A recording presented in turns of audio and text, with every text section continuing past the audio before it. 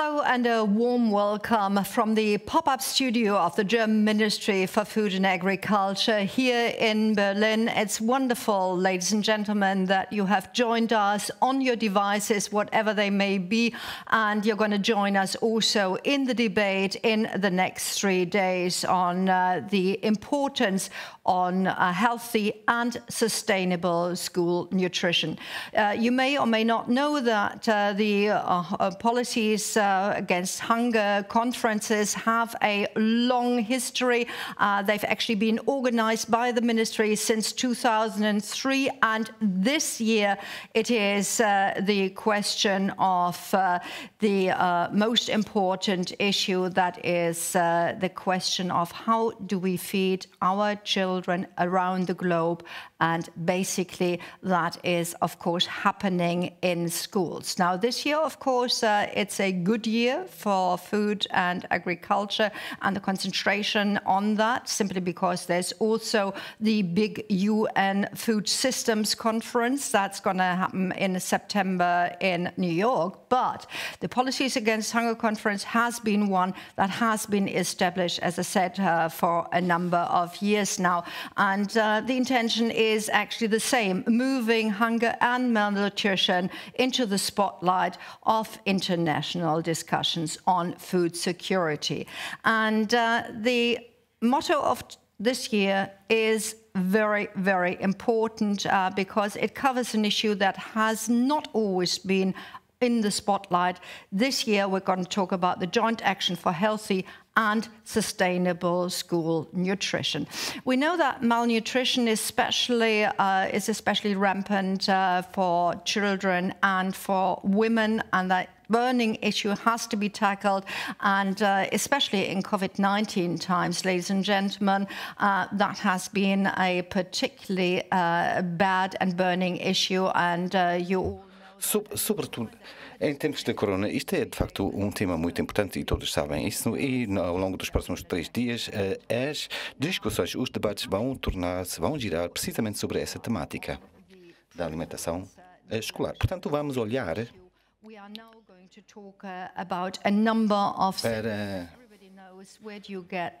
para a nossa agenda de temáticas. Vamos discutir coisas como, por exemplo, como chegar às crianças, aos jovens nas escolas, porque é aí que podemos melhorar a alimentação dessas jovens. E também precisamos de uma abordagem indicativa relativamente à água, saneamento, etc.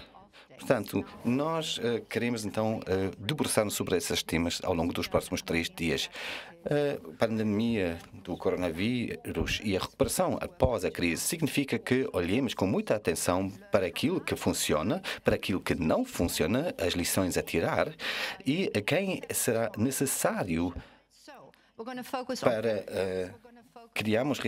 desenvolvermos soluções viáveis. Por isso, concentramos na política, em padrões, na educação, no suprimento local, atores locais e nacionais que, de facto, podem contribuir para pôr tudo a funcionar. Temos aqui, de facto, nas nossas discussões, muitos especialistas e muitas especialistas. E também logo à tarde temos grupos de trabalho, logo à tarde e amanhã, em que nos iremos debruçar sobre essa temática. Já temos essa crise há mais de 1 ano e já tivemos muitas conferências online, mas claro que toda a conferência tem os seus aspectos particulares. Portanto, o que é importante que, por baixo desse stream, pode escolher então o idioma, pode então ouvir a conferência, assistir à conferência nesse idioma. Também poderão participar, poderão colocar questões, que é muito fácil. Do lado direito vem o bate-papo. Mas se colocarem questões, agradeço que as coloquem em língua inglesa para que se possa responder a essas questões, a essas perguntas. Bom, isso tudo como nota introdutória. E agora, então, podemos declarar aberta a sessão de abertura. E, claro, a anfitriã do Ministério Federal da Alimentação e Agricultura vai dar-nos as boas-vistas. Sejam muito bem-vindos para a nossa Conferência contra a Fome, que já existe há cerca de 20 anos. No centro temos sempre um tema que é o direito humano à alimentação adequada. No nosso ciclo de conferências vamos debruçar-nos sobre temáticas sobre essa política e dar grande importância a essa temática. Temos, então, este ano a temática da alimentação escolar. Por que este tema? Porque as crianças, neste momento, que devem ser colocadas no centro das nossas preocupações e as escolas são os sítios onde podemos chegar a essas crianças em muitos países. Ou seja, são, de facto, os polos centrais para poder melhorar a situação alimentar e, a longo prazo, para as crianças em idade pré-escolar e escolar. Porque aqui temos que agir, de facto. Por um lado, temos países como a Alemanha, em que temos problemas como obesidade, excesso de peso, excesso alimentar. E, relativamente a isso, já temos um plano nacional na Alemanha, portanto, temos essa iniciativa alemã para mais exercício físico. E aqui também centramos-nos na questão da alimentação escolar. Mas também os efeitos sobre o ambiente e o clima, porque esses temas são muito estreitamente articulados. Por outro lado, em muitas partes do nosso mundo temos muitos problemas. Temos 74 milhões de crianças que sofrem de fome, muitas milhões de crianças têm um atraso no crescimento e há muitos milhões de crianças que sofrem de malnutrição ou insuficiente. E a pandemia agravou essa situação, porque a merenda nas escolas é, muitas vezes, a única refeição que as crianças têm em cada dia. 370 milhões de crianças já não têm acesso a essa alimentação por causa da pandemia. Mas isso significa que, se realmente quisermos, então, abordar essa temática, nós temos que articular-nos a nível internacional para que haja, de facto, uma alimentação escolar regular. E é por isso que o Programa Alimentar Mundial, ao longo dos últimos meses, tem se combatido para criar uma coalizão para a alimentação escolar. E eu agradeço muito aos responsáveis, porque essa coalizão está extremamente ligada ao Food System Summit, a cúpula que vai ser realizada em setembro. 3 pontos aqui. Em primeiro lugar, que vão ser reiniciados os programas alimentares escolares que foram interrompidos pela pandemia. Em segundo lugar, que sejam ampliados, que tenham maior alcance do que antes, sobretudo em países com baixa renda. E, em terceiro lugar, a melhoria da qualidade desses programas de alimentação alimentar, que são, de facto, pontos que são necessários para que seja possibilitado, de facto, o alcance das crianças a esses programas. Em 2019, iniciamos, por isso, a criação de uma rede de ação mundial em prol da alimentação escolar, com especialistas de governos nacionais, mas também instituições internacionais. E podemos, então, integrar isso agora na nova coalizão para criar uma rede de ação global, porque só poderíamos chegar a esses objetivos quando houver articulação a nível mundial. E aqui vamos envolver atores especialistas, participantes do mundo político, mas também da sociedade civil.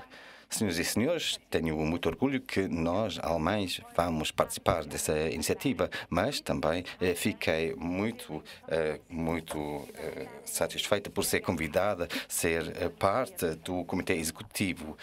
Vou aceitar esse convite com muito agrado. A nossa conferência destina-se a dar um importante contributo para este combate, porque queremos que sejam mais as crianças que tenham alimentação na escola e queremos aumentar a qualidade dessa alimentação. E seria bom se esta conferência fosse mais um passo em frente, também rumo à cúpula que vai haver em setembro, em que os resultados dos próximos 3 dias vão ser também um elemento importante. Portanto, desejo todo sucesso e tudo de bom para os próximos dias. Muito obrigada, Senhora Ministra Kleckner, o combate à fome e o apoio dos países parceiros em todo o mundo não é apenas o objetivo e também o trabalho dia a dia do Ministério Federal, mas também da Agricultura, mas também existe outro Ministério Federal que participa desse esforço, que é o Ministério Federal da Cooperação. O Sr. Müller, o ministro, também nos alegra com a sua presença hoje. Passo então a palavra ao Sr. Dr. Gerd Müller. Cara senhora ministra federal, cara Julia Klöckner, uma política contra a fome no mundo é algo que nos une a todos, pessoalmente. Muitíssimo obrigado a todos os convidados que participam hoje desse evento e, assim, sublinham o significado desse tema. Afinal de contas, esse é o SDG número 1, ou seja, um desenvolvimento mundial em que não haja fome. Dessa vez, trata-se das crianças. Uma vez que nos países em desenvolvimento, muitas vezes a alimentação escolar ou uma refeição escolar durante o dia são suprimidos, isso significa que vários milhões de crianças durante a pandemia devem abdicar de uma refeição na escola. Em vários países do mundo, na Venezuela e outros, não há escola. E por isso não há nada para comer. 800 milhões de pessoas passam fome. E se nós falamos de pessoas, trata-se de 2/3 de crianças que vão para a cama à noite e os pais não sabem o que poderão lhes dar para comer no dia seguinte. Fome também porque as crianças são obrigadas a trabalhar para auxiliar os seus pais. Assim, a fome e a pobreza é repassada de geração em geração. Sem educação, não há caminho para sair da pobreza. A alimentação escolar fornece muito mais do que uma refeição por dia. As regiões de conflito, onde vivem 75% de crianças malnutridas cronicamente, são o problema principal. Nós somos um dos maiores parceiros do Programa Alimentar e Nutricional Mundial. E não é por acaso que esse programa recebeu o Prêmio Nobel da Paz no ano 2020. Combater a fome é política de paz. 1.200 escolas. Nós, no Ministério Federal do Desenvolvimento, conseguimos atingir no ano de 2019.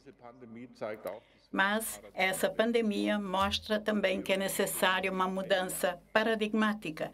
Os sistemas de alimentação e nutrição a nível mundial devem ser estruturados de forma mais sustentável e mais justa. Trata-se também de como os alimentos que são produzidos conseguem parar à mesa, no prato. Nós temos uma perda de alimentos produzidos que atinge os 40%, e aqui é necessário agir a nível da agricultura, a nível comercial, a nível do consumo. A fome pode ser superada até 2030. Nós sabemos como fazer, mas saber como fazer, isso é pouco. Há que agir com a ação prevista para setembro, a cúpula, nós conseguiremos atingir de forma central esse tema. Um mundo sem fome é possível. Nós perguntamos a todos, em todos os continentes, nós, Ministério da Cooperação e do Desenvolvimento. Esse tema deve ser o ponto número 1 na agenda mundial.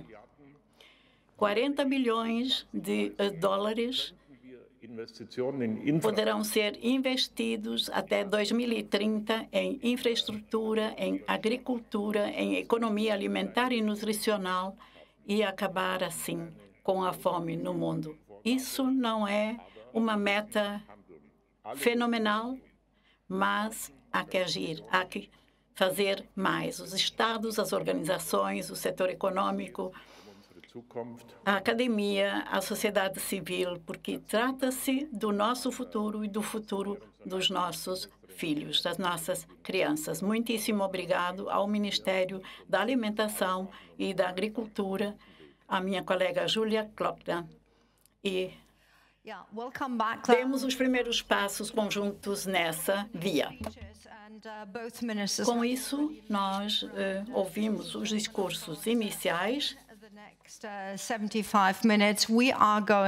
E nos próximos 45 minutos, minhas senhoras e meus senhores, vamos falar de temas que já foram citados.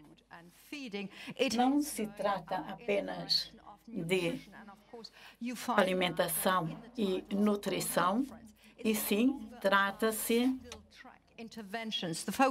de um tema geral, não apenas das medidas que se concentram sobre um tema individualmente, e sim se trata de alimentação, de água, de higiene e assim por diante.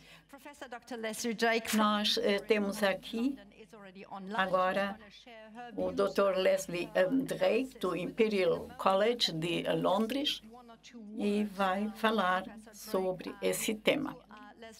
Eu gostaria de dizer algumas palavras ainda sobre Leslie Drake. No passado, a senhora analisou diversas vias, falou com vários parceiros no mundo, e essas pessoas implementam esses sistemas que esperamos funcionem. Tem muitos chapéus sobre a sua cabeça e eu poderia citar vários títulos,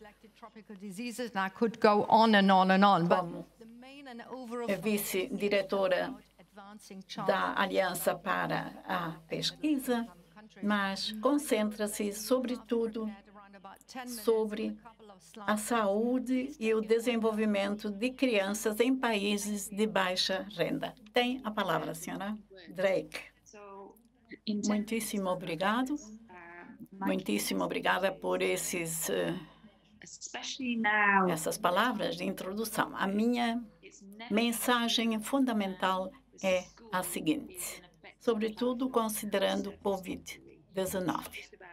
Está claro que a escola é uma plataforma que nós devemos utilizar. Não se trata apenas de nutrir, de alimentar as crianças, e sim trata-se das crianças em si. Nós temos que trabalhar com os nossos parceiros. Trata-se das empresas que fornecem a alimentação escolar, dos professores, dos agricultores, em toda a cadeia de fornecimento. Porque essa cadeia de fornecimento caiu ou ruiu durante a crise do Covid. Nós tentamos alimentar e nutrir as crianças, mas isso passou a um nível quase que informal. Mas a minha mensagem é: a escola é a plataforma através da qual nós podemos, para além de educar, informar sobre saúde, sobre nutrição, sobre uma alimentação saudável. Eu penso que todos nós estamos de acordo de que há que arregaçar as mangas, há que trabalhar. Também em relação à cúpula da alimentação mundial, as escolas estarão em foco.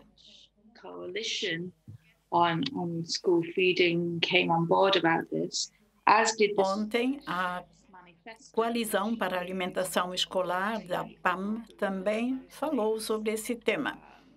Foi publicado um manifesto e alguns cozinheiros muito famosos também participaram. A minha organização também teve a sua comparticipação. Eu espero que nós possamos participar por muito mais tempo, que possamos trabalhar com especialistas em nutrição. It's just 10 minutes, so this is the key slide for me. It's about the school. Uma vez que eu só tenho 10 minutos de tempo, essa é a transparência mais importante. Trata-se das escolas como plataformas. O que podemos fazer com as escolas? Escolas sempre vai haver. Se nós considerarmos essas 4 colunas, aqui embaixo as medidas políticas, como água saudável, a escola e a saúde e educação. E podem ver aqui que as medidas políticas podem ser desenvolvidas, nós podemos assegurar o tratamento da água e também os serviços podem ser colocados à disposição. No lado direito da minha imagem, vemos como um pai leva sua criança à escola, onde essa criança não deverá apenas ser educada, aprender, e sim, também deverá usufruir de serviços de saúde e de um treinamento para a saúde. Depois vemos também no lado direito que ali se cultivam alimentos. Trata-se do seguinte: educar as crianças no sentido de compreenderem como funciona a nutrição. Nós procuramos trabalhar com agricultores e agricultoras. E também com as famílias. Queremos oferecer uma estrutura. Queremos assegurar que as famílias sejam abastecidas com gêneros alimentícios de segunda a sexta-feira. Mas nós não queremos que esses alimentos sejam colocados à disposição por externos. Trata-se também que o ambiente no qual está inserida essa escola ou esses pais seja um ambiente capaz de oferecer esses alimentos que são necessários para a alimentação escolar, por exemplo, onde as crianças na escola se encontram num espaço educacional. Com essa transparência, eu gostaria de mostrar que se nós juntarmos todas as partes desse puzzle, nós poderemos implementar medidas concretas, nós poderemos estar em condições para assegurar a saúde e a nutrição das crianças na escola. Isso ficou-me mais claro do que nunca, sobretudo durante a crise do Covid. Na medida em que as escolas estão fechadas, essa plataforma deixa de funcionar. Então, é necessário encontrar as vias para manter essa plataforma, para manter em funcionamento, para transmitir conhecimento sobre alimentação e nutrição e para colocar esses serviços todos à disposição. Não se trata apenas das escolas, trata-se das escolas, das crianças, dos pais e do ambiente e das condições quadro para que essas medidas todas sejam utilizadas de forma eficaz. Muito rapidamente, eu gostaria de citar o que nós fizemos. Nós elaboramos um menu. Esse é um mecanismo que nós desenvolvemos junto com o Banco Mundial, por exemplo. Trata-se de assinalar quais são os nutrientes necessários diariamente para um menu, uma refeição para as crianças. Não se trata apenas de hidratos de carbono, de determinados alimentos, e sim trata-se do aproveitamento de alimentos locais que devem ser aproveitados em receitas as mais diversas. Estou segura que o Daniel ainda irá se referir a isso. showed significant Nós fizemos um estudo de controle randomizado em Gana. improvements in literacy, numeracy, especially. Daí resultou o seguinte: quando houve programas de alimentação e nutrição escolar, também houve uma taxa de alfabetização maior. Então, não apenas o acesso à alimentação é o que importa, ou é o efeito, e sim um resultado educacional melhor, um rendimento escolar melhor. Na Nigéria, 10 milhões de crianças são atingidas através do governo por dia. Eles recebem uma refeição quente ao meio-dia, um almoço, e nós trabalhamos com pequenos agricultores na região,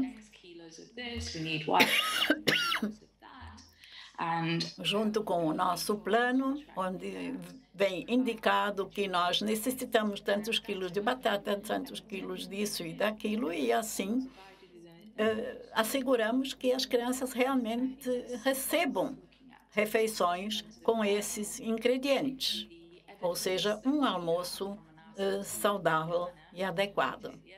Os resultados da pesquisa feita em Gana e também no nosso programa na Nigéria foram coletados, foram reunidos, e nós constatamos que a escola, de fato, é o fator-chave, não apenas para ensinar as crianças, e sim também para aproveitar e utilizar os mercados regionais e locais, e também para assegurar uma alimentação saudável. Aconteceu mais uma coisa. Research community, the Chefs Consortium. Considerando a Cúpula Mundial de Sistemas Alimentares das Nações Unidas, o Manifesto dos Cozinheiros e as outras instâncias que participaram, levantaram uma voz global. Assim, nós podemos lograr êxito. Aqui há alguns exemplos. Não se trata apenas da África subsaariana. Trata-se também de escolas na Escócia, na Inglaterra, em outros países. Como nós, enquanto comunidade, podemos reunir esses resultados, esses efeitos, para assegurar que nós tenhamos uma solução coerente a oferecer. Ok, já tinha acabado, ainda estava muito atenta. Mas, Leslie, então, chegou ao fim da sua intervenção? Sim, penso que concluí. Muito bem, então. Então, podemos já entrar no meio do debate. E gostaríamos de falar sobre dois aspectos. Leslie já referiu-se a um dos painelistas, que depois irei apresentar mais pormenorizadamente, e também dar-lhes a palavra para intervirem. Mas, relativamente ao manifesto dos cozinheiros, dos chefes que referiu, eu já tinha conhecimento desse manifesto a partir de outros contextos. De facto, é uma iniciativa que é apoiada por e foi criada por chefes muito conhecidos, estrelas e restaurantes muito conhecidos, e em que foi dito, ok, pode ser que tenham que pagar 300 euros por uma refeição, mas que está cheia de nutrientes. Mas claro que a discussão aqui na alimentação escolar é completamente diferente, mas aqui talvez o mais importante seja como produzir mais localmente. E Leslie referiu o valor e a tabela nutritiva, o que me dá a oportunidade para dar a palavra aos nossos três painelistas, que já consigo ver aqui no ecrã do lado direito. E a dois deles gostaria de agradecer, porque de facto levantaram-se bem cedo hoje. Portanto, deixe-me apresentar os painelistas. Robert Jenkins, de Nova Iorque. He is the Chief Education E ainda é bem cedo de manhã em Nova Iorque. UNICEF HQ. É o vice-diretor da UNICEF Bruno Costa. na central em Nova Iorque. Depois de Brasília, Karin Silva. Não, peço desculpa, porque não tenho aqui o nome melhor. É o painelista que representa o Programa Nacional de Alimentação Escolar, e depois também temos Daniel Nundi do Ghana, do programa e do Catholic Relief Service, em que também foram implementados alguns programas, e o Sr. Mooney vai então contar as suas experiências e também dos reveses. Muito obrigado, Rob. Gostaria de começar com o Rob, porque sabemos que a UNICEF é uma das organizações das Nações Unidas que, nomeadamente, se concentra nas crianças, e já há muitas décadas. Esse aspecto da alimentação nutritiva não para a criança em idade escolar não é uma coisa nova para si, mas em 2009 foi iniciada uma nova estratégia com algumas alterações, e seria ótimo se nos conseguisse contar alguns detalhes sobre essas mudanças, qual o ponto de situação atual e também como esse programa está a ser implementado na prática. Muito obrigado. Gostaria de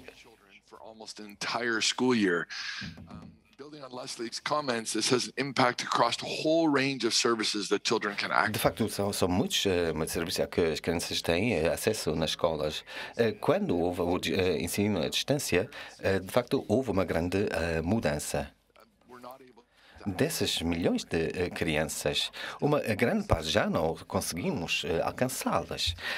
E a UNICEF apoia os sistemas de ensino em todo o mundo para chegar a essas crianças, de facto, que já não podem participar em aulas presenciais. Mas um terço, mesmo assim, não conseguimos atingir. Penso aqui em ensino à distância, televisão, etc., outros meios, mas também soluções livres de tecnologias, por exemplo, em que recebem materiais dos professores. Portanto, tudo aquilo que fazemos, todos esses serviços foram afetados pela pandemia, e as repercussões da pandemia levaram a que as necessidades básicas não pudessem ser atendidas, por exemplo, a alimentação, também serviço de saúde, tudo isso foi profundamente afetado. O fecho das escolas no pico da pandemia fizeram com que 1,6 bilhões de crianças fossem afetadas. Portanto, temos que lembrar-nos de que existe essa ligação entre a aprendizagem e a alimentação. Investimos aqui no futuro das crianças e no futuro dos seus países. Alimentos nutritivos promovem o desenvolvimento mental, aumenta a produtividade e também cria ou prepara o caminho para uma sociedade mais sustentável, com mais bem-estar. Nós vemos isso na área do ensino. Vemos aqui, de facto, como é importante capacitar todas as crianças para aprenderem. E também sabemos quão importante isto é para o desenvolvimento das crianças.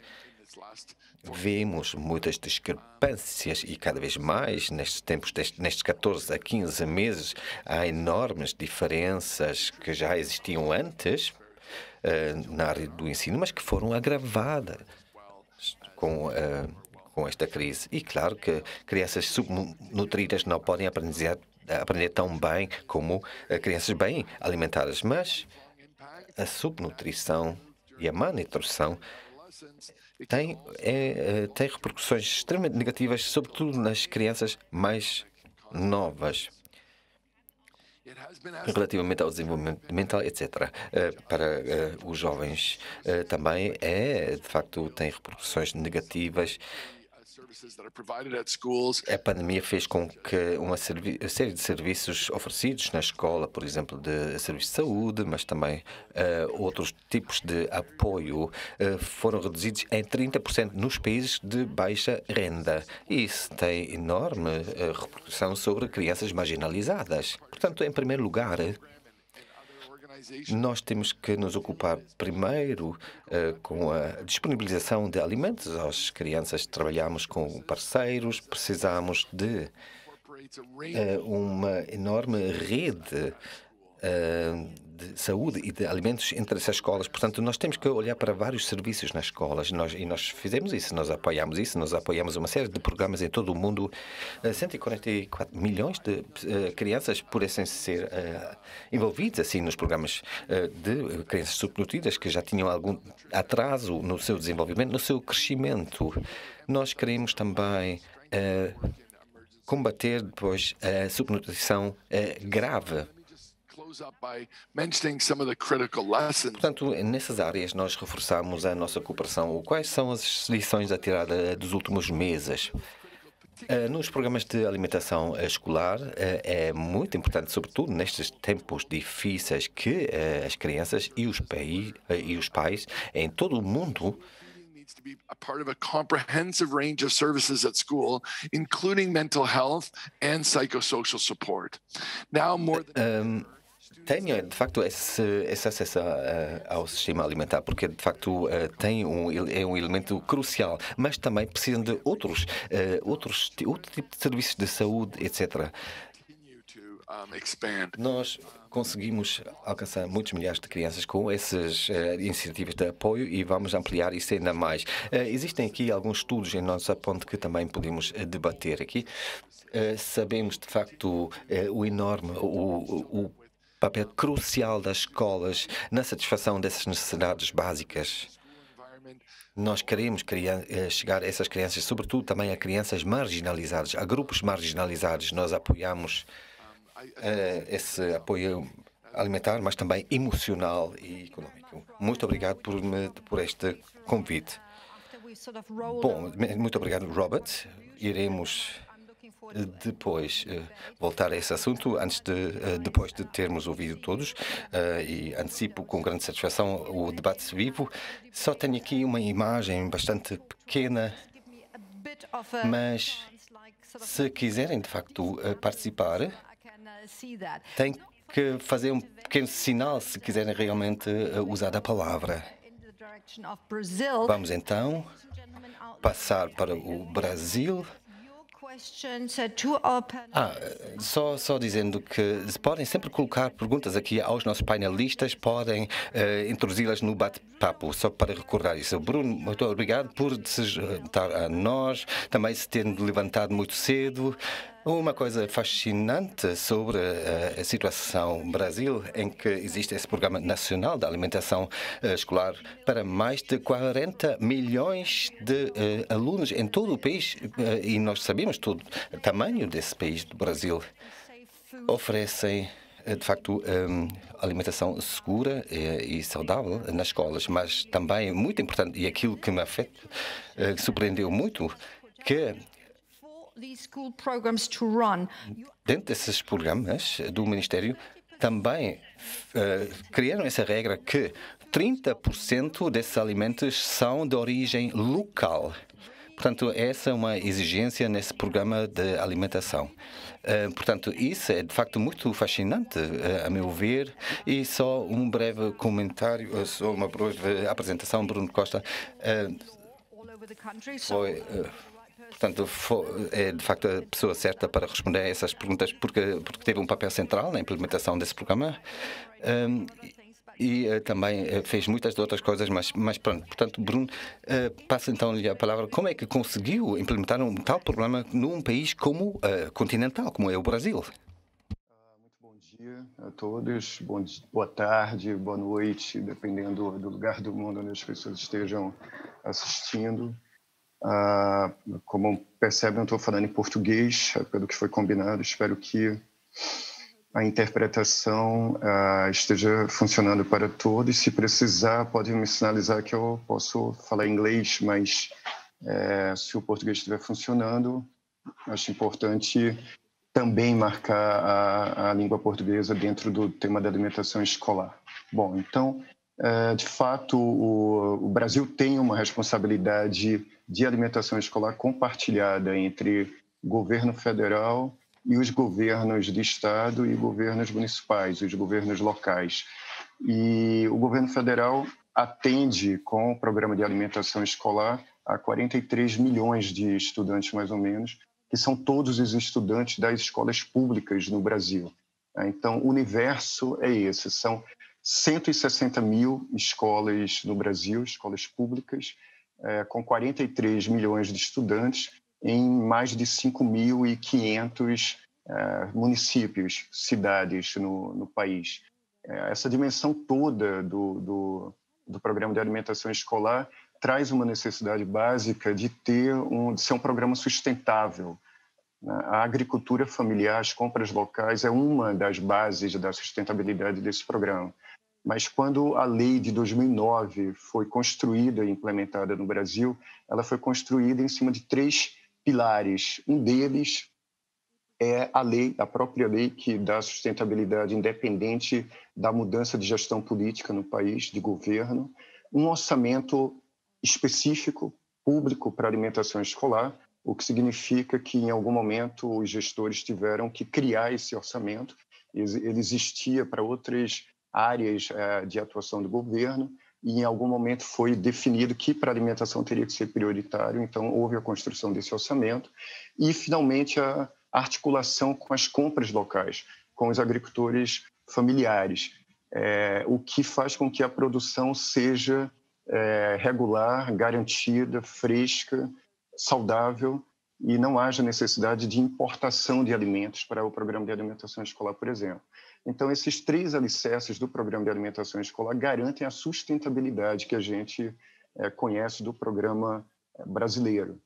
Todo esse alcance no Brasil de todos os estudantes, ele depende naturalmente da ação de uma série de atores sociais.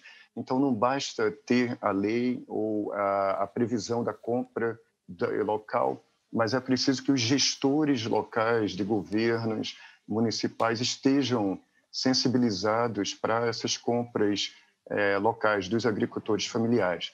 Então, a gente tem exemplos no Brasil de 100% dos recursos do PNAE, do Programa de Alimentação Escolar, sendo utilizados para compras dos agricultores locais. Em outros lugares do Brasil, naturalmente, esse percentual ele varia dependendo desse trabalho de sensibilização e de conscientização.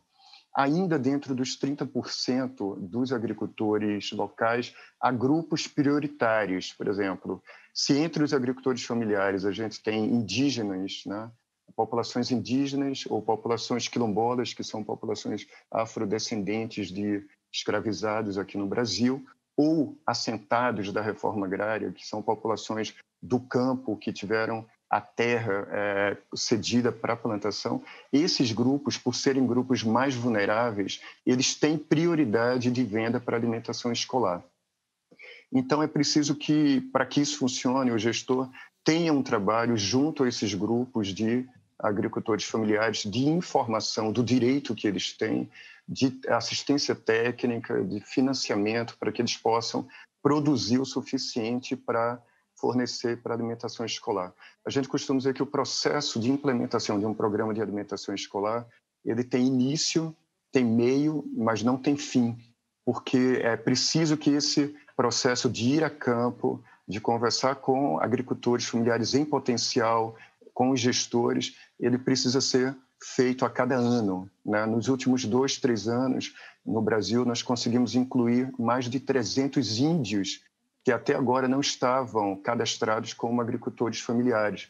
E eles passaram a fornecer para o programa de alimentação escolar só há 2 ou 3 anos atrás, o que durante esse período da pandemia trouxe um alívio muito grande nas escolas indígenas do Amazonas, apesar de todo o impacto do Covid. Então, o trabalho é um trabalho permanente de inclusão dos índios, de sensibilização dos gestores que estão à frente da política. essa produção local, dentro da alimentação escolar, ela tem como base duas áreas também, a área da educação e a área da saúde. Então, a alimentação escolar ela é também alimentação saudável. A alimentação escolar é também educação. A alimentação escolar não está desvinculada dessas duas áreas, né? A alimentação escolar não é algo fora da educação. As ações de educação alimentar e nutricional que são desenvolvidas no Brasil são desenvolvidas para poder mudar os hábitos alimentares, torná-los mais saudáveis no Brasil. Então, toda essa articulação com a agricultura familiar, educação, o desenvolvimento das cidades, aqui no Brasil tem trazido bons resultados. O principal deles foi a saída do Brasil do mapa da fome em 2014, né? E depois disso, o Programa de Alimentação Escolar passou por mudanças de significado, né? Quando você implementa um programa de alimentação escolar, você precisa ter em mente qual é o seu objetivo. Se o objetivo é combate à fome, como era no Brasil em 2009, é preciso que se construa uma lei do jeito que ela foi construída naquele momento, né? E se alcançou esse objetivo poucos anos depois, 5 anos depois, né? Com um problema da fome resolvido naquele primeiro momento, outras preocupações começaram a ser trazidas para que o programa de alimentação escolar fosse utilizado como ferramenta, como a questão da educação alimentar nutricional e o desenvolvimento local. Nesse momento, o programa de alimentação escolar passa por um ressignificado, porque, mais uma vez, volta a ser utilizado como uma ferramenta de combate à fome no Brasil, mas mantendo os aspectos de educação alimentar e nutricional e mantendo o aspecto da articulação com a agricultura familiar e com outras áreas do mesmo governo. Então, a gente repassa um recurso no valor de quase 800 milhões de dólares para os municípios todos os anos, e durante o período da pandemia esse recurso não foi interrompido, embora algumas compras da alimentação escolar tenham sido dentro dos municípios. E esse recurso ele é ampliado nos estados e nos municípios, e é daí que vem essa responsabilidade compartilhada da implementação do programa de alimentação escolar. Nesse período, a gente está com uma ampliação desse recurso por conta da pandemia também, tentando resolver as despesas ampliadas com a necessidade de entregar as alimentações nas casas dos estudantes. Estou à disposição para as perguntas que surgirem e agradeço o convite para o evento. Muito obrigado. Grand. Well, thank you so much, and I hope everybody found the right button, as I did find. Muito obrigada. Eu espero que todos tenham encontrado os botões certos aqui no painel técnico. Eu agradeço muito por ter elucidado qual o âmbito geral do PNAE, dando todos os detalhes, à educação, à saúde, etc. Vamos passar ao terceiro orador, o Daniel Mumuni, que trabalhou em Sierra Leone, estruturando um sistema de alimentação escolar nesse país, formando professores, e agora o senhor está em Gana. O Bruno citou a sustentabilidade como um elemento fundamental. Esse é um termo que conhece muito bem, senhor Mumuni. Nós falamos do estabelecimento, da implementação de um sistema. Nós começamos num certo lado, mudamos o sistema vigente e, a seguir, é necessário incluir, integrar outras pessoas também, não apenas as escolas, mas os pais, a agricultura local, os produtores familiares, etc. Uma série de passos a serem dados nessa integração. Quais são os passos mais importantes se nós quisermos, de fato, estabelecer um sistema sustentável? Muito obrigado por poder falar aqui hoje. Eu alegro-me em ver rostos conhecidos, por exemplo, Leslie, com quem eu trabalhei vários anos. E com isso nós sublinhamos o tema. E eu penso que está na hora de perguntarmos como lidar com esse tema para que camadas menos privilegiadas da sociedade possam usufruir dos mesmos. Nós temos em 9 países e atingimos 650 mil crianças, sobretudo em situações de crise, como durante a pandemia do Covid. 500 mil cidadãos, 500 mil pessoas são atingidas por esse programa. Eu gostaria de voltar àquilo que Leslie citou, a escola enquanto plataforma. Nós falamos de alimentação escolar, mas alimentação escolar não é apenas alimentação. Trata-se também de outras áreas no setor educacional. Eu tive a oportunidade de falar ou de trabalhar em países que se debruçaram sobre o tema de como melhorar a situação da educação. Então, a alimentação escolar ultrapassa a mera alimentação. O que nós vimos é que há uma chance, uma oportunidade, inclusive, para trazer as crianças novamente para a escola e para permanecerem na escola, sem fuga escolar, dando-lhes a possibilidade de aprenderem.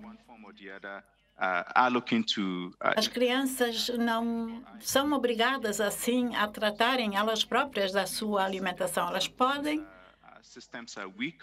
aprender, usar o seu tempo para aprenderem.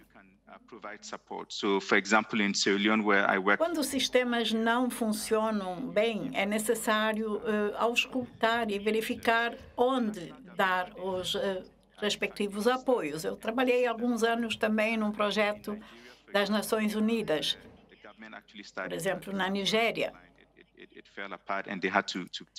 O governo também tomou medidas lá, na Nigéria, ou seja, como assegurar a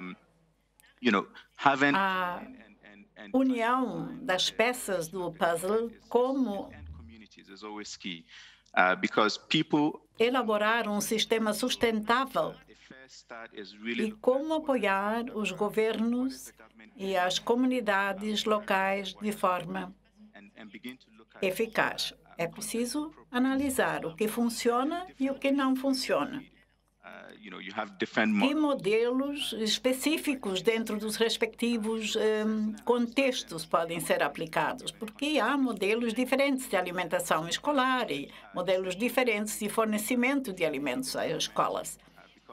Há que perguntar, portanto, o que funciona. E, para tanto, é necessário que haja atores diferentes, os governos, mas também os pais, os professores e todos os outros também. Todos participam desse sistema. Assim, pode-se estruturar um sistema que funcione.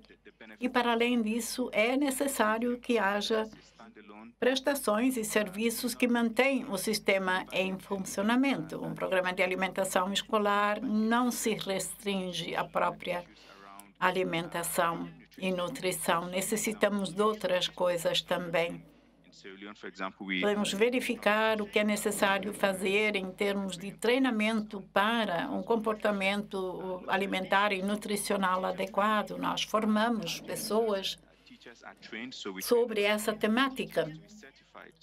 E há que treinar também os professores para tal. É necessário que eles estejam certificados, que sejam qualificados para poderem dar as aulas adequadas aos estudantes. Como podemos assegurar que os alunos, que as escolas, sobretudo, estejam equipados devidamente com instalações sanitárias considerando situações as mais diversas, menstruação, etc. Então, as crianças vêm para as escolas e recebem a formação adequada lá. É necessário construir salas de aula e equipá-las devidamente. Em situações de crise, é necessário reagir. Falamos também de aprendizagem digital, por exemplo, mas há países em que isso pura e simplesmente não é possível. Assim, colocamos recursos à disposição para uma transmissão radiofônica, por exemplo. No final, eu gostaria de dizer que há 5 coisas importantes que sempre há que contemplar, e isso sempre é o caso quando se trata de programas sustentáveis.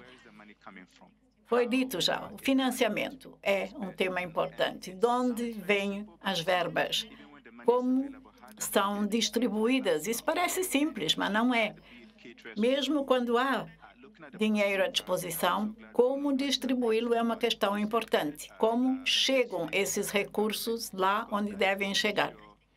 Necessitamos, o que o Bruno citou também, necessitamos de um âmbito jurídico, de uma lei que garanta isso. Necessitamos de condições políticas.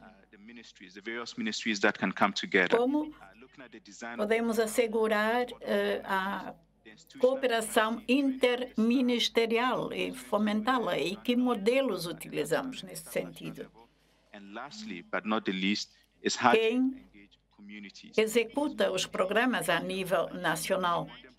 E necessitamos das pessoas in loco, as comunidades, porque quando queremos produzir algo, é necessário que as comunidades locais participem do processo. Isso acontece na Guatemala, por exemplo, onde, por ano, 250 milhões de dólares são colocados à disposição por ano.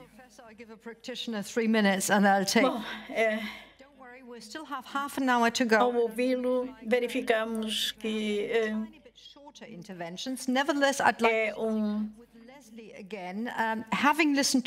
interveniente apaixonado, mas eu pediria, mesmo assim, que seja um pouco mais sucinto. Ouviu os outros colegas. Eu pergunto, há algum aspecto a ser sublinhado quando se trata de fazer funcionar algo bem ou não? Os governos estão abertos a um monitoramento? Bom, boa pergunta. Eu gostaria de dar alguns exemplos. Um na Nigéria, o outro em Gana. É muito importante que esse monitoramento seja integrado nas medidas políticas, e também a alimentação escolar deve estar prevista no orçamento. Por exemplo, o Ministério da Educação da Nigéria, isso aconteceu. Os legisladores, claro, devem se justificar para que objetivos são destinados os recursos. Trata-se mais de um monitoring do que de uma avaliação. Porque avaliação, análise, isso é algo diferente. RCTs, and I think we've done that, but I think now these programs need Pode-se efetuar determinadas análises, e nós fizemos isso, mas esses programas devem ser submetidos a um sistema de controle. Implemented large scale. Talvez os colegas tenham algumas propostas a fazer, ou seja, como implementar programas a um macro nível, porque há que ver como funciona o programa e também o envolvimento dos governos, como funciona, para assegurar que os governos, de fato, incluam o programa da alimentação escolar nos seus programas políticos. Então, não apenas influências externas, e sim como nós podemos motivar os próprios governos a entrarem em ação, eles próprios.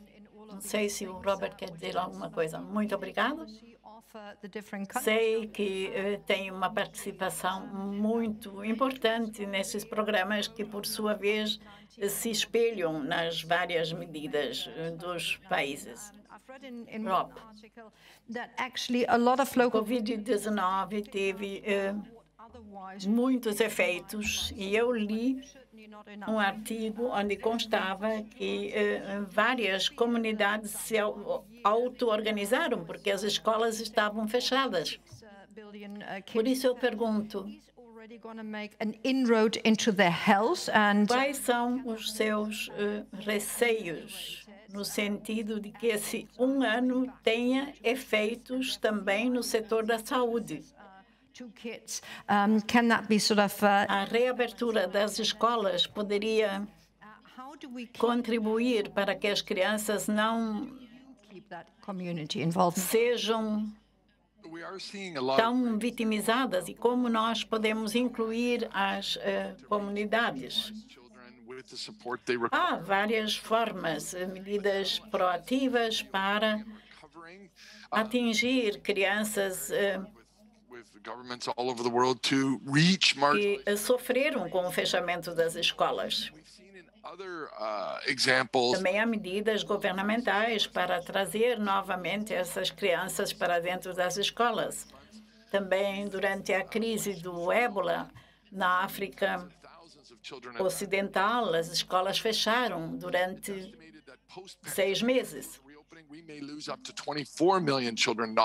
E depois as crianças, em parte, não voltaram às escolas. Após a pandemia, o problema é que muitas crianças não voltam para a escola, porque as crianças não foram à escola, as escolas estiveram fechadas, então há que tomar medidas proativas para fazer com que essas crianças, esses estudantes, voltem.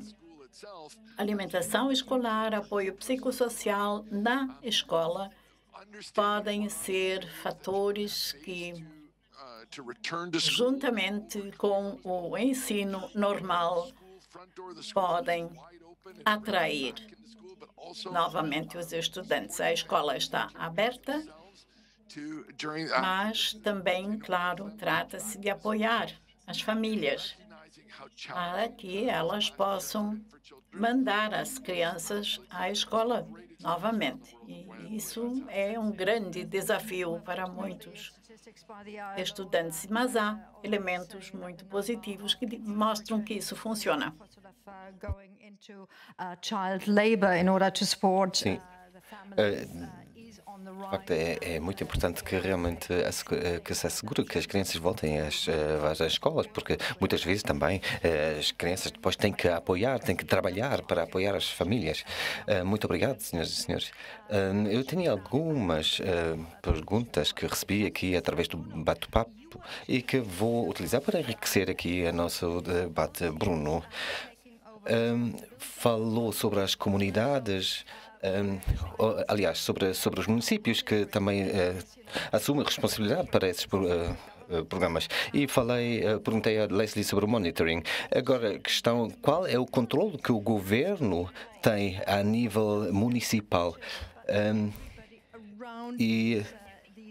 Porque os municípios não têm que envolver só as crianças, mas também todo envolvente, ou seja, os agricultores, os produtores, até aos cozinheiros e as cozinheiras que têm que ser sensibilizados, como preparar as refeições. E aqui também temos que envolver as crianças, os pais. Como é que envolve essas pessoas todas?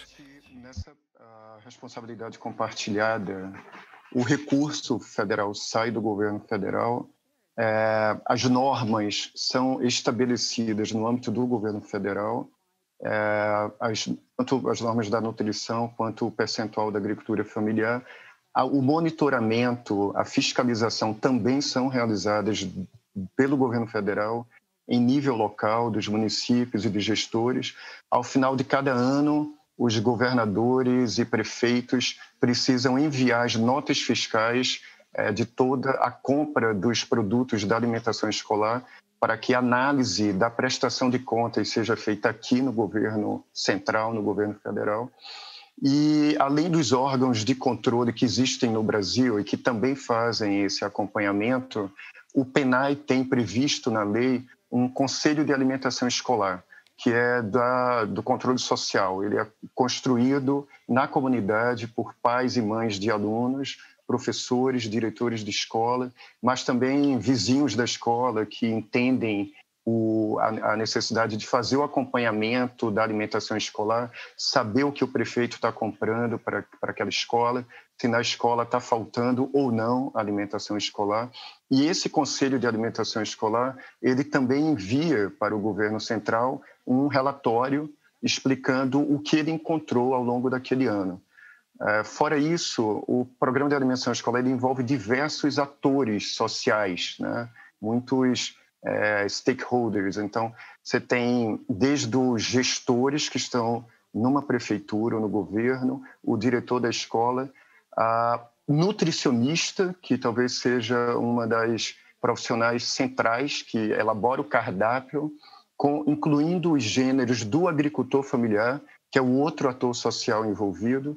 E essa proximidade entre esses atores sociais do Conselho de Alimentação Escolar da comunidade, pais e alunos, mas principalmente o agricultor familiar e a nutricionista, essa articulação precisa ser construída. E a gente vai a campo, o governo central vai a campo para construir essa relação. A nutricionista é quem estabelece o que vai ser comprado pela prefeitura, pelo prefeito. E ela só pode estabelecer os gêneros daquele agricultor se ela conversar com o agricultor. Ela precisa ir a campo também, conhecer o que está sendo produzido no município dela, na região dela, e prever no cardápio os gêneros daquele agricultor, para que possa concretizar essa articulação da agricultura familiar com a alimentação escolar. São os atores sociais principais que precisam ser mobilizados para que a alimentação escolar funcione. Absolutely fascinating. One very quick... Okay, sorry, that was the translation coming a little bit later. This question also pertains to... Okay, diese Frage ging an Daniel. Bruno, noch ganz schnell. Wir haben temos uma pergunta muito específica. Como é que olha para, por exemplo, as cozinhas que preparam as refeições? Porque algumas cozinhas não devem estar num bom estado. De facto, existem recursos para isso, para equipar as cozinhas? Isso também faz parte do programa? Bruno, pergunta para si. Com o recurso da alimentação escolar, só é permitido comprar gênero de alimentação escolar. Agora, há um outro programa dentro do Ministério da Educação, articulado com a alimentação escolar, que prevê a construção de cozinhas ou a compra de equipamentos para melhorar as cozinhas. Todas as refeições no Brasil são preparadas dentro das escolas, pelas cozinheiras, que aqui no Brasil são muito tradicionais, né? E têm um papel importantíssimo também. Então, os equipamentos de cozinha, a estrutura da cozinha precisam ser desenvolvidas, mas por um outro recurso, um outro programa do Ministério da Educação e não o recurso que é previsto para a alimentação escolar. Thank you very much. And as I said, it would be lovely, Daniel, if you could keep... Sim. Very specifically, you mentioned that the Catholic Relief Service is working actually in 9 countries with school feeding programs. Catholic Relief está a trabalhar em 9 países. Como é que são financiados esses programas? Eu gostaria também de falar, Daniel, sobre como, de facto, envolver os professores, porque eles parecem que depois passam a ter mais responsabilidade do que simplesmente ensinar matemática e outros, e inglês ou língua local. Sim, muito obrigado. Em primeiro lugar, relativamente ao financiamento, sim. Agriculture. Somos financiados através de uma parceria com o Ministério da Agricultura dos Estados Unidos e depois também há parcerias com outras instituições relativamente às cozinhas escolares. Bom, temos aqui diferentes abordagens. Por exemplo, no Ghana, o programa foi concebido de forma a que haja, de facto, uma entidade nacional responsável por esses programas de alimentares escolares, que também são responsáveis pela cozinha. Então, eles constataram, ou viram como é que são equipadas essas cozinhas e, então, os recursos são disponibilizados para que, de facto, as cozinhas possam ser apetrechadas. No outro caso, na Serra Leoa, por exemplo, são as comunidades que têm que ter essa iniciativa, ou seja, são eles que disponibilizam e equipam as cozinhas. É a comunidade. Portanto, sobre o papel dos professores, das professoras, de facto, têm imensas responsabilidades. Num contexto, num exemplo, por exemplo, os professores, as professoras têm a responsabilidade de comprarem os alimentos. Às vezes também há iniciativas e medidas em que os professores, de facto, lecionam essa educação alimentar e nutricional e, às vezes, também têm que fazer o monitoramento. Portanto, tem uma série de responsabilidades que devem assumir. Eles devem perceber porque é que, de facto, assumem essa responsabilidade. Às vezes, também temos que criar incentivos. Por exemplo, existem exemplos onde as pessoas possam levar, de facto, a comida para casa, os alunos, e também damos essa disponibilidade aos professores, porque muitas vezes as comunidades têm enormes desafios, por exemplo, atrasos no pagamento, etc. E então os professores também recebem do governo e às vezes não recebem o seu ordenado. Então aqui temos que agir. Bom, então agora chegamos outra vez à ciência e ao mundo académico. Daniel referiu diferentes exemplos. Existem também hortas escolares, ou seja, que são as próprias escolas, de facto, a cultivarem os alimentos. Mas qual é o papel das crianças, dos alunos? Talvez a horta escolar pode fazer com que as crianças aprendam mais sobre a alimentação ou nutrição certa.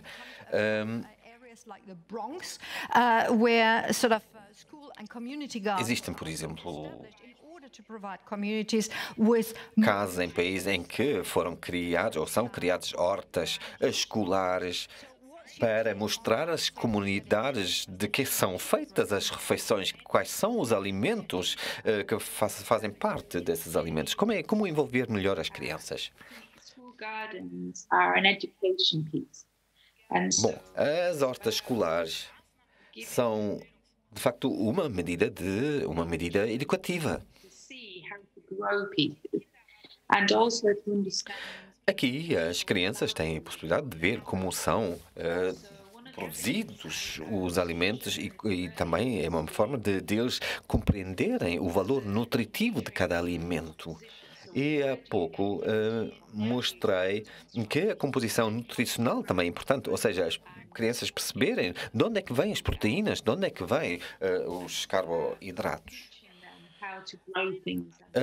Deixar as crianças trabalhar nessas horas é uma coisa, mas também é importante ensinar às crianças como, de facto, são cultivadas frutas, como são cultivados os legumes.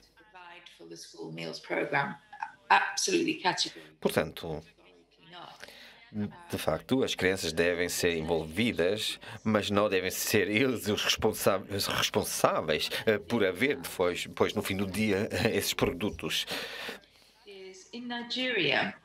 Quando os meus colegas falaram, eu voltei a ler aqui um apontamento que refere que na Nigéria existem 100 mil cozinheiros, 97% são mulheres. São 6 mil escolas em 36 estados na Nigéria e tudo isso é financiado no local. Ou seja, portanto, o próprio país financia esses programas. And feed 9.3 million children and E get assim, 1,000 cooks, then maybe na that's Nigéria, é possível alimentar milhões de crianças, mas também envolver muitas cozinheiras, muitos cozinheiros, e isso pode ser também um grande exemplo. Também há hortas escolares, onde podem ser cultivados legumes e condimentos, mas o fator mais importante até aqui é o elemento educacional. on school gardens and it being a learning experience, not a productivity. Não estou recebendo som. Portanto, o que é importante criar esse ambiente educativo para as crianças, como, por exemplo, através dessas hortas. Muito obrigado, Leslie. Rob. Where it's happening, but there is the wider effect on the community. We've heard about. Rob, nós estamos falando do seguinte: as escolas são o ponto fulcral disso tudo, mas há outros fatores. O ambiente, o entorno coloca à disposição os alimentos, mas há outros fatores também. As crianças vão para casa, talvez tenham uma outra ideia que pode ser concretizada em casa, que trazem da escola. E também as famílias, como elas podem contribuir para que o meio ambiente funcione melhor. O que viu no seu campo de ação? Em absoluto, claramente. Eu creio que aquilo que as crianças aprendem na escola tem repercussões sobre a sua vida particular. Elas levam aquilo que aprenderam para a sua família. Há uma parceria entre escolas, estudantes, pais, ambiente. Isso encerra muitas possibilidades para o futuro. No Zimbábue, por exemplo, há os chamados jovens parlamentares, é assim o nome, que agem também a nível municipal, que apoiam o nível local, que apoiam as suas famílias, que travam debates sobre alimentação saudável e mostram como podemos melhorar a nossa nutrição. Do ponto de vista da aprendizagem, isso é essencial para os estudantes. Nós oferecemos a plataforma a eles para que eles possam participar e melhorar as suas próprias condições de vida. Há vários exemplos nesse sentido. Muito obrigada, Rob. Bruno. Eu faço muitas coordenações de debates como essa e sei que há vários países em que há um problema de excesso de peso, de obesidade. O Brasil é um país tão diversificado e eu creio que no Brasil também há esse problema. Há um youtuber, ou melhor, são duas irmãs do Cazaquistão, e elas disseram que fizeram um questionário nas escolas e o resultado foi que as crianças disseram: eu não gosto da comida na escola. Mas fora da escola há pequenas quitandas, etc., onde se pode comprar doces, sanduíches, bebidas doces, etc. E, em geral, comidas muito gordurosas. Como lidar com esse assunto no Brasil? O que acontece aqui é muito parecido. A gente, inclusive, tem um trabalho de levantamento para entender quantos estudantes, de fato, aderem ao programa de alimentação escolar na escola. O que acontece é que esse problema deve ser enfrentado por duas instâncias diferentes. Uma delas é a partir das ações de educação alimentar e nutricional, que devem acontecer em projetos elaborados pela nutricionista, diretora da escola e professores, junto com as crianças, para mudar os hábitos alimentares e elas poderem despertar nelas o desejo de ter uma alimentação mais saudável e não ser uma alimentação imposta, né? Então, a competição com a alimentação, os doces, a alimentação mais processada, ela é muito injusta por causa da publicidade, principalmente. Aí entra um outro enfrentamento que acontece aqui no Brasil, no âmbito político e da legislação. Mas enquanto esse enfrentamento não é resolvido, o foco do gestor do programa de alimentação escolar deve ser nas ações de educação alimentar e nutricional. A gente já teve resultado com algumas ações premiadas aqui nesse sentido, em que preparações indígenas que já estavam esquecidas da população indígena foram resgatadas dentro da escola pela professora e pelos estudantes indígenas e levados para dentro de casa para os avós, que se comoveram ao ver aquelas preparações muito antigas da sua própria tradição e que estavam esquecidas e substituídas pelos processados durante muito tempo. Então, as ações da educação alimentar e nutricional, elas conseguem mudar hábitos alimentares, inclusive dentro da própria família.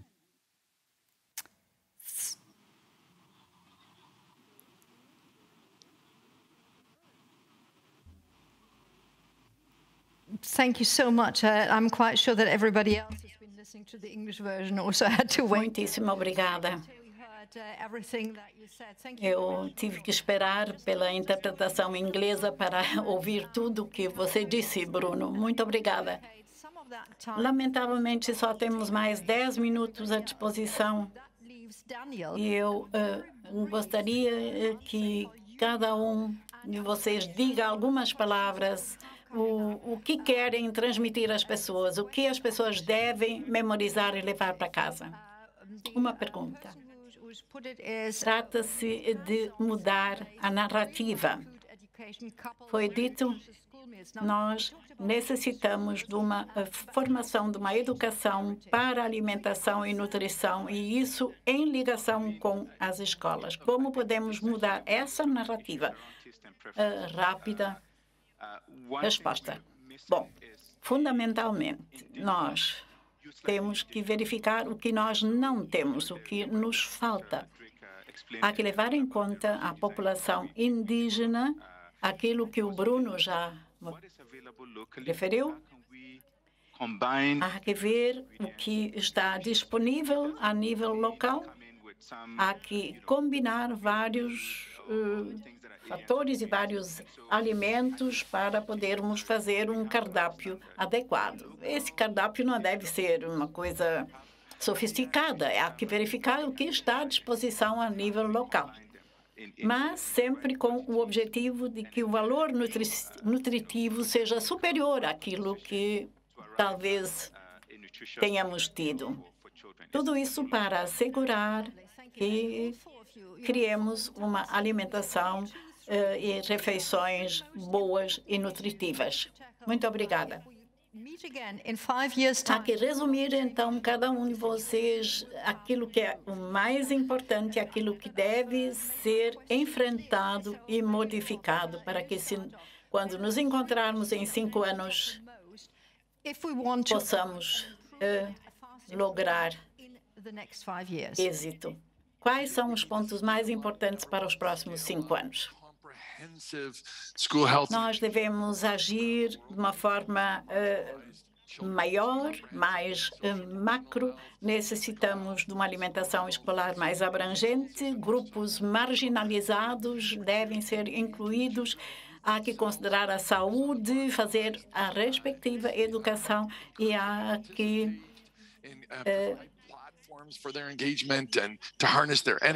avançar, há que criar plataformas para incluir os estudantes. E necessitamos de parcerias. O Programa Mundial de Saúde, Unicef e outras organizações. Assim, grupos marginalizados podem obter o apoio que necessitam. Muito obrigado. Leslie, seus 3 pontos. Bem, eu creio que o meu ponto mais importante seria o seguinte: as escolas são as plataformas mais importantes para o desenvolvimento. Como nós lidamos com as escolas? Como nós lidamos com a educação nutricional e alimentar? Como alcançamos as crianças? Como podemos fazer que as crianças ou os estudantes voltem para as escolas? E há que agir também com os países, incluir vários atores, como a Unicef e vários outros.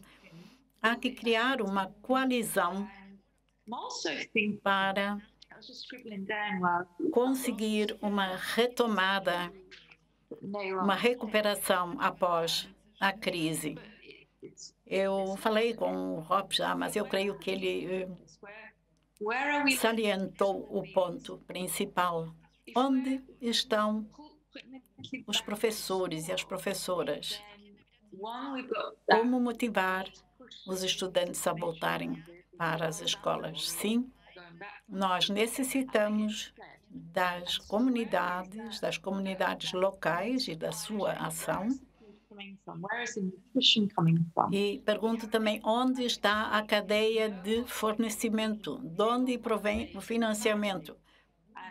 Nós sabemos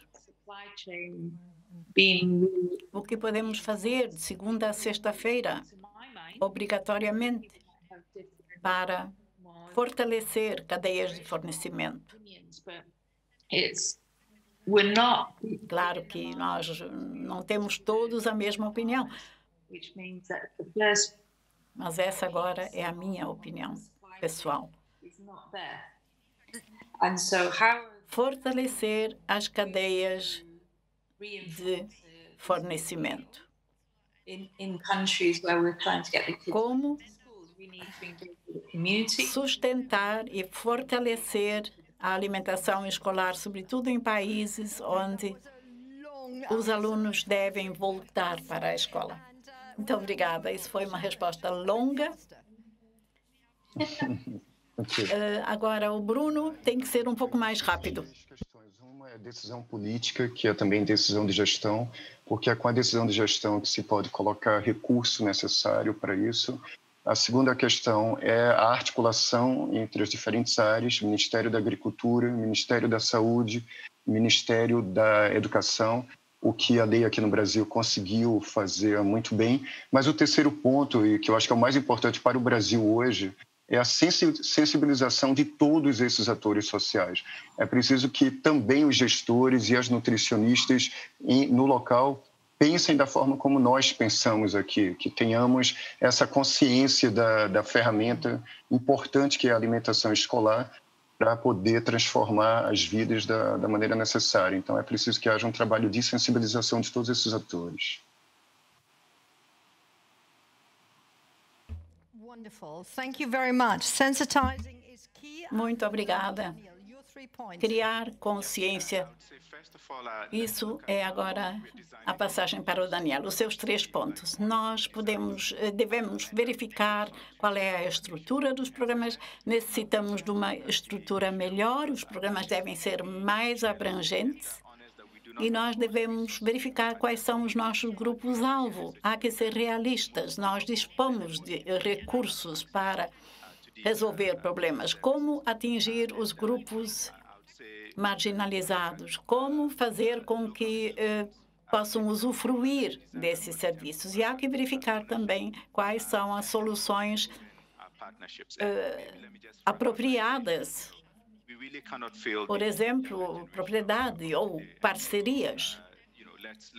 A jovem geração não deve ser perdida de vista. Nós deveríamos fazer tudo o que é necessário para assegurar que dentro de 10 anos não voltemos a falar desse tema como hoje. Muito obrigado por ter sido tão sucinto, também por terem sido tão sucintos. Muito obrigada para todas as partes do mundo. Obrigada ao Rob e ao Bruno. Os inputs foram fantásticos e muito obrigado também a Leslie e ao Daniel, que conseguiram acabar quase pontualmente.